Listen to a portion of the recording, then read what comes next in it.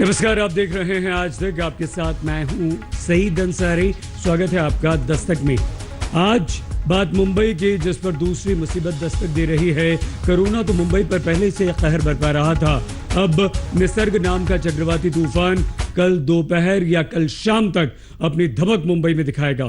कितना बड़ा होगा ये तूफान, कितना हो सकता है इस तूफान का असर, इन सब पर बात करने के लिए हमारे साथ 4 संवाददाता हमारे मौजूद हैं। मुंबई से साहिल जोशी, अलीबाग से पंकज खेलकर, जहां निसर्ग तूफान के हिट करने की सबसे ज्यादा संभावना है, पालघर से सौरभ वक्तानिया और दमन से गोपी घांगर।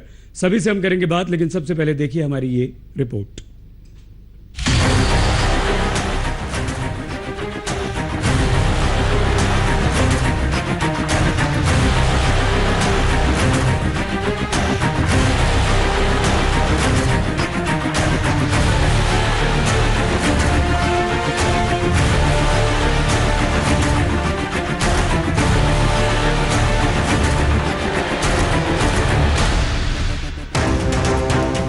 दिन पहले एक चक्रवाती तूफान बंगाल की खाड़ी से उठा, जिसने पश्चिम बंगाल और ओडिशा के समुद्र तटीय इलाकों में भीषण तबाही मचा दी थी।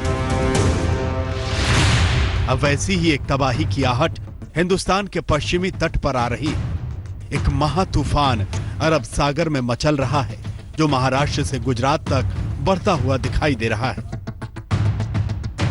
वो अम्फान का जो चक्रवात है वो सुपर साइक्लोन से फिर डाउन होके एक्सट्रीम सुपर साइक्लोन में आ गया था, सीवियर साइक्लोन में आ गया था। और यहाँ पर भी सीवियर साइक्लोन का है, जिसका विंड स्पीड एटलीस्ट जब लैंडफॉल करेगा 100 to 120 तक रहेगा।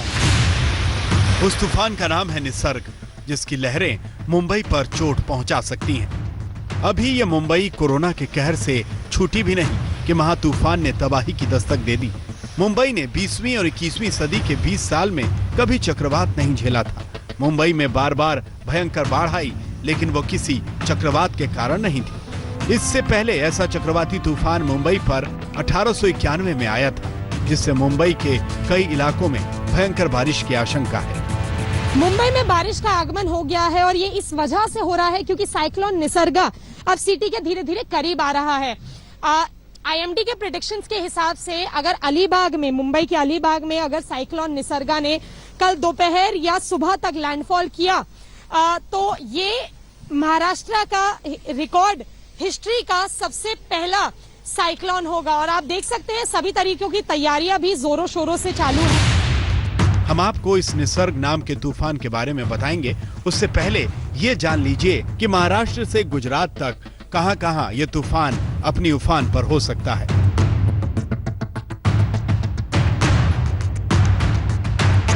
अगर महाराष्ट्र के समुद्री तट को देखें तो सिंधुदुर्ग, रत्नागिरी, रायगढ़, मुंबई, पालघर से होते हुए दमन और गुजरात में नवसारी तक इसका भयंकर असर हो सकता है। इस तूफान के बढ़ते असर ने सबकी धड़कनें तेज कर दी हैं। कोस्ट गार्ड के जवानों ने समंदर में उतरने वालों को अलर्ट करना शुरू कर दिया है। आशंका है। मच्छी बोट आपको भारतीय तटरक्षक की ओर से सूचित किया जाता है कि लगातार बारिश और मौसम खराब होने के कारण समुद्र तूफान की आशंका है। इसलिए आपको सभी जल्द से जल्द आपकी बोट हार्बर की ओर ले जाए। अब इस निसर्ग तूफान के सेंटर के बारे में जान लीजिए। मुंबई से करीब 450 किलोमीटर दूर अरब सागर में कम दबाव का क्षेत्र बन रहा है। कुछ समय में इसके चक्रवाती तूफान की शक्ल में बदलने का अनुमान है। इसके बुधवार दोपहर या शाम तक किनारे से टकराने की आशंका है। इसकी रफ्तार 110 किलोमीटर प्रति घंटा होने का अनुमान है। इस दौरान हवाओं की रफ्तार 100 से 120 किलोमीटर प्रति घंटा तक हो सकती है। इस दौरान भारी बारिश की भी आशंका जताई गई है, जिससे समुद्री किनारों पर रहने वालों को सतर्क किया जा रहा है। मच्छीवाहन तमे भारतीय तटरक्षक बतावे चाहे दरिया में तूफान आए, चाहे तुम्हें किनारा पर दावी जाओ। आशंका है कि इस तूफान का सबसे ज्यादा असर मुंबई और पालघर पर दिखेगा। पालघर में एहतियातन एनडीआरएफ की 2 कंपनियां तैनात कर दी गयी। वो लोगों को बचाव के लिए तैयार कर रही हैं। पहली बार ही हो रहा है इधर, कभी हुआ नहीं था, तो मन में थोड़ा डर है। लेकिन प्रशासन आए थे इधर, पूरा जानकारी दी हमको। ऐसा तूफान हमने पहले तो कभी देखा नहीं, लेकिन सुनने के बाद डर तो इतना है कि बोल नहीं सकती। गुजरात में भी तूफान निसर्ग का ट्रेलर दिखने लगा है। अहमदाबाद में बीती रात जमकर बारिश हुई। गुजरात के नवसारी के आसपास के समंदर में तो ऊंची ऊंची लहरें उठनी भी शुरू हो गई हैं। प्रशासन ने लोगों को समुद्र तटों से दूर रहने की हिदायत दे दी है। जो इन गांवों के जलालपुर के 15 गांव और गणदेवी के 24 गांव हैं, उनके तलाटियों को, सरपंचों को अलर्ट कर दिया गया है। लाइजन ऑफिसर्स की अपॉइंटमेंट कर दी गई है, जो ये आइडेंटिफाई करेंगे कि कहां कहां असर होने की शक्यता है, किन लोगों को शिफ्टिंग करने की जरूरत है। मौसम विभाग के मुताबिक दमन, दीव और दादर नगर हवेली में तूफान का असर सबसे ज्यादा रहेगा। मुंबई समेत उत्तरी महाराष्ट्र के कई इलाकों और कोंकण में भारी बारिश का अलर्ट है। साथ ही दक्षिणी गुजरात के कई इलाकों में भी तूफान का असर ज्यादा होने की आशंका है। हमारे खासकर नॉर्दर्न मध्य महाराष्ट्र है और दक्षिण गुजरात वाले हिस्से जो हैं उनमें जो है ज़्यादा इसका असर दिखाई देगा। हवाएं चल सकती हैं 100 से 125 किलोमीटर प्रति घंटा की रफ्तार की। भारी से बहुत भारी वर्षा और कहीं के अत्यधिक भारी वर्षा की चेतावनी दी गई है इन क्षेत्रों में। इस तरह कोरोना की मार से मुंबई बेहाल है, तो दूसरी तरफ महा तूफान निसर्ग आ गया है। इंतजार बुधवार शाम के गुजरने का है। अहमदाबाद से गोपी घांगर और विद्या के साथ सौरभ अख्तानिया, मुंबई आज तक।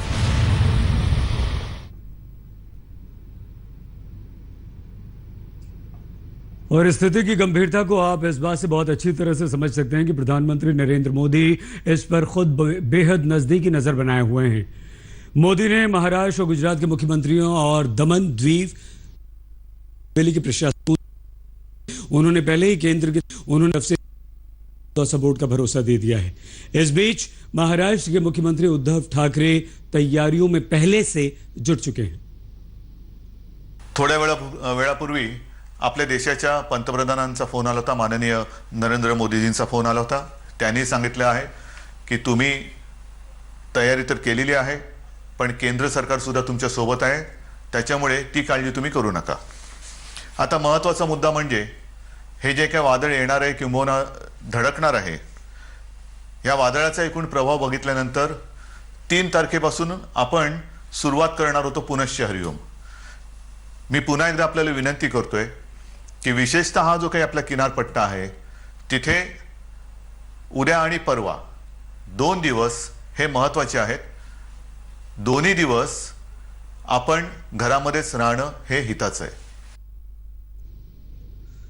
हमारे 4 संवाददाता इस वक्त हमारे साथ जुड़ चुके हैं और जो सबसे ज्यादा संभावित प्रभावित इलाका है वो मुंबई से सटा हुआ अलीबाग है।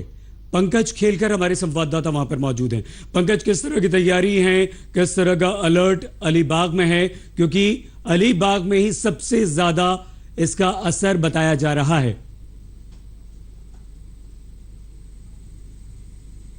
सईद, यहाँ अलीबाग जो कि रायगढ़ जिले में आता है और ये जो पूरा समुद्री किनारी सी शोर है रायगढ़ जिले का, यानी अलीबाग और आसपास का, वहाँ से जो जिला प्रशासन है उन्होंने तकरीबन 2.25 लाख लोगों को इसका असर होगा और उसके लिए तकरीबन 60,000 लोगों को यहाँ से स्थलांतरित कर दिया गया है एहतियात के तौर, जो कि बिल्कुल किनारे से सटे हुए रहते हैं, उनको पास यानी सुरक्षित जगहों पर लेकर गए हैं। लेकिन बाकी के जो अगर जिले हैं पूरे कोंकण इलाके में, तो तकरीबन इसका असर 7 लाख लोगों पर हो सकता है और इसीलिए ये एहतियातन कदम उठाए जा रहे हैं। और जो कहा जा रहा है कि इसका टकराव जो है वो अलीबाग के पास हो सकता है, लेकिन इसका जो दायरा है, ये जो पूरा निसर्ग साइक्लोन है, जो चक्रवात है, इसका जो पूरा दायरा है वो 150 किलोमीटर का है। यानी ऐसा नहीं कि ये सिर्फ अलीबाग को आकर उसको टकराव होगा, आसपास के जो इलाके हैं तकरीबन 80 किलोमीटर के, इन सब जगहों पर इसका तूफानी हवा, साथ ही साथ बारिश, तो इसीलिए ये इतनी ज्यादा सतर्कता रखी जा रही है। साहिल, मुंबई के कई सारे ऐसे इलाके हैं जहां पर समुद्र है, बीचेस हैं, और इसीलिए मुंबई एक महानगर होने के नाते भी बहुत बड़े खतरे में है। किस तरह की तैयारियां हैं, किस तरह का अलर्ट साहिल मुंबई में है? सईद, अभी मुंबई में बारिश शुरू हो चुकी है और ये अनुमान भी था कि मुंबई में बारिश 2 तारीख को रात को बारिश की संभावना जताई गई थी। 3 तारीख को भी भारी बारिश की संभावना जताई गई है आइसोलेटेड प्लेसेस पे। लेकिन मुंबई में आमतौर पर इतनी बारिश होती है तो कई जगह पे जलजमाव हो जाता है, तो खास करके उसकी तैयारी खास करके चल रही है। दूसरी अहम बात है कि पिछले 120 साल में पहली बार इस तरीके से मुंबई पर ये साइक्लोन का खतरा मंडरा रहा है। हालांकि ये सुपर साइक्लोन नहीं है, लेकिन सीवियर साइक्लोन, अगर हम आईएमडी की भाषा में बात करें तो सीवियर साइक्लोन जरूर है।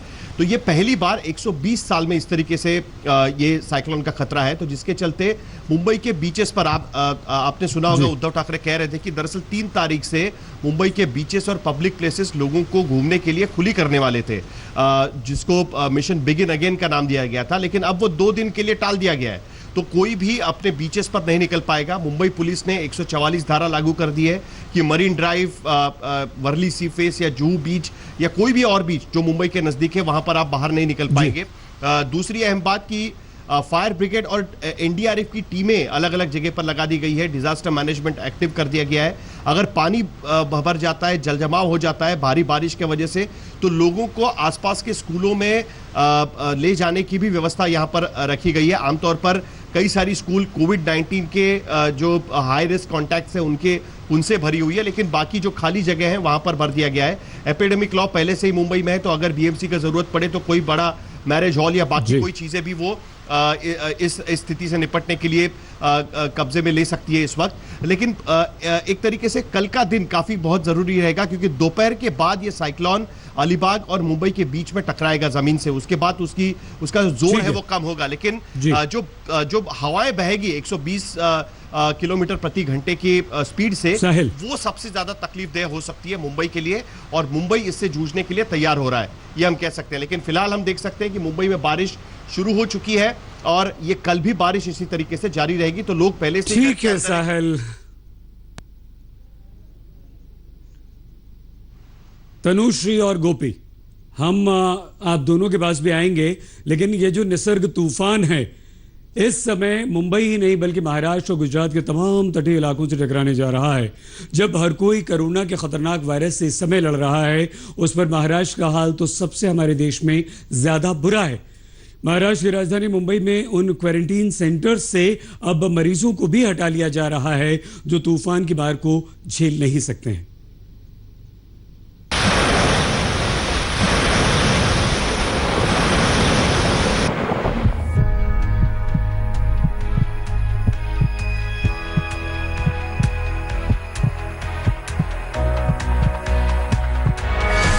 कोरोना ने वैसे ही मुंबई की सांसों को जहां का तहां रोक रखा था।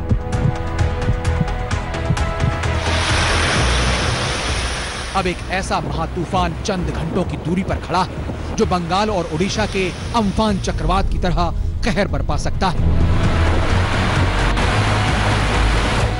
मुंबई के समंदर में मचे कोलाहल के बीच एक हलचल अस्पतालों और क्वारंटीन सेंटर में भी मची है कि कहीं लहरों ने अपना गुस्सा दिखा दिया तो क्या होगा।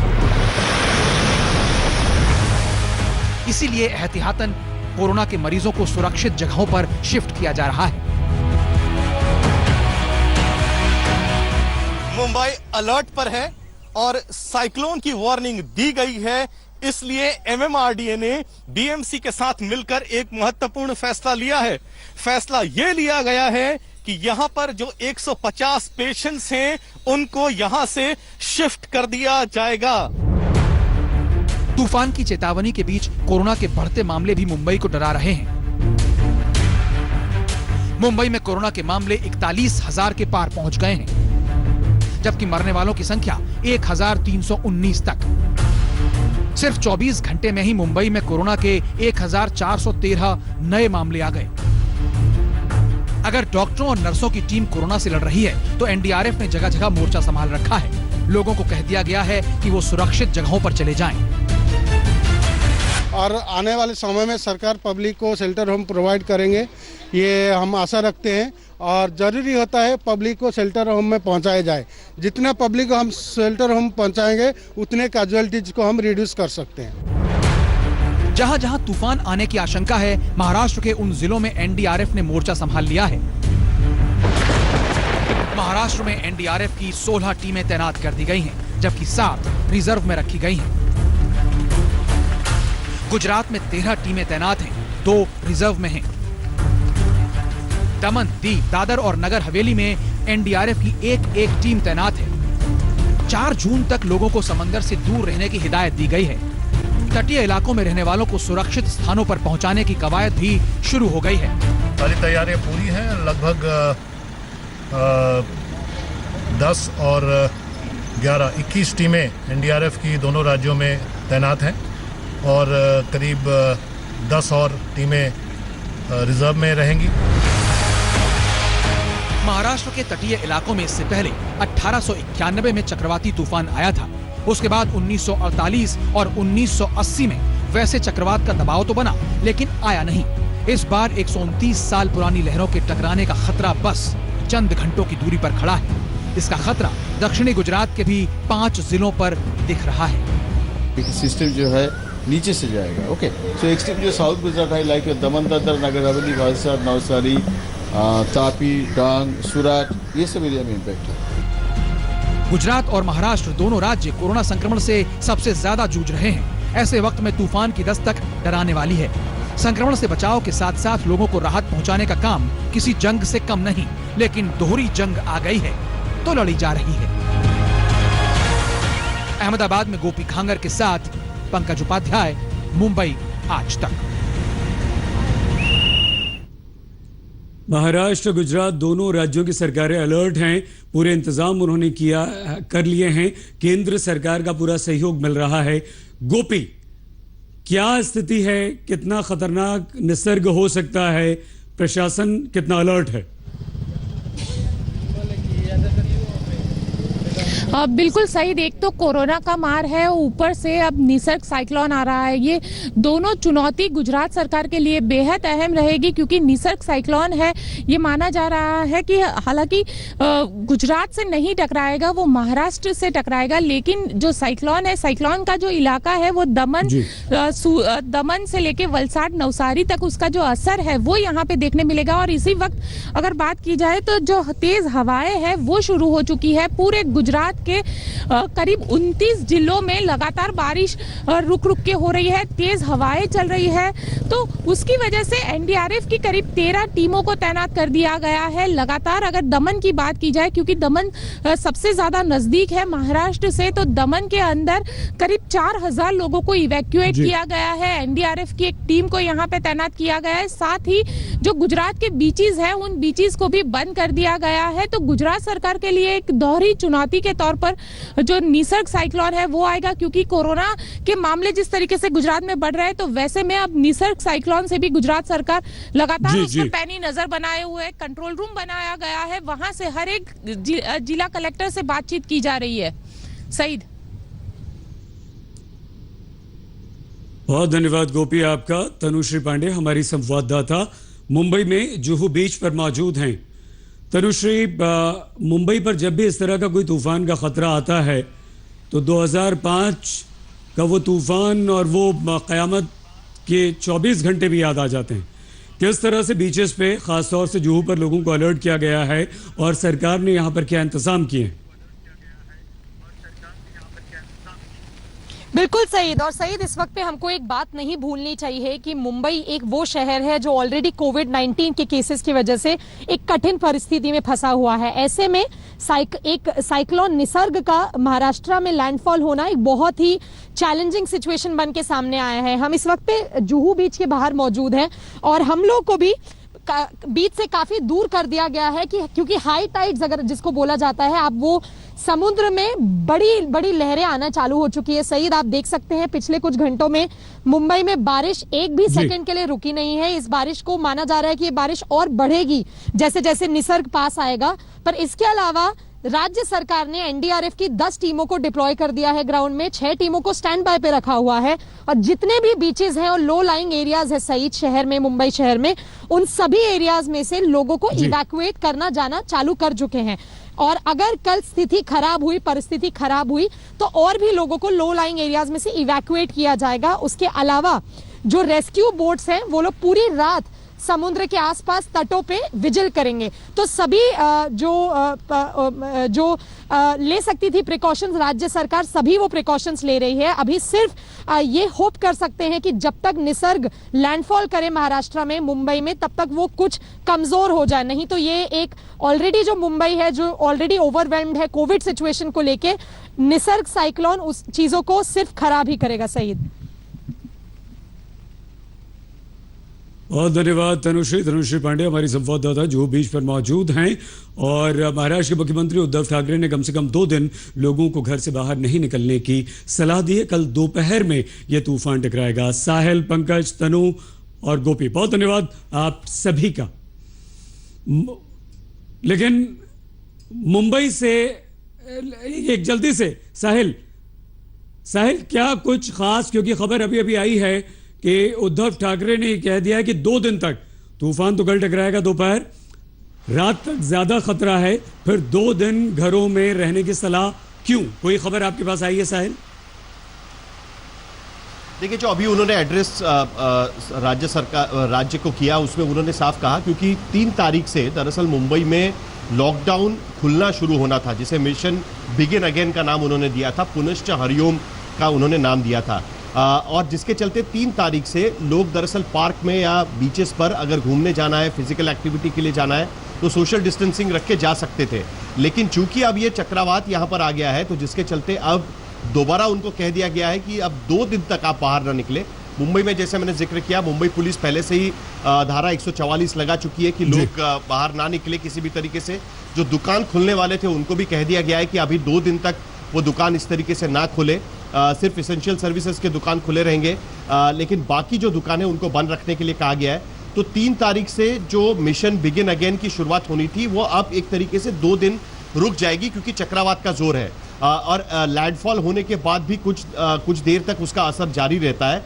जो आईएमडी की वार्निंग है उसके मुताबिक 4 तारीख को भी मॉडरेट रेन्स रहेंगे। अगर उसका कुछ नुकसान होता है तो उस पर भी सारा प्रशासन का ध्यान रहेगा। ठीक है, जिसके चलते अब लॉकडाउन खुलने के लिए 2 दिन का इंतजार और करना पड़ेगा।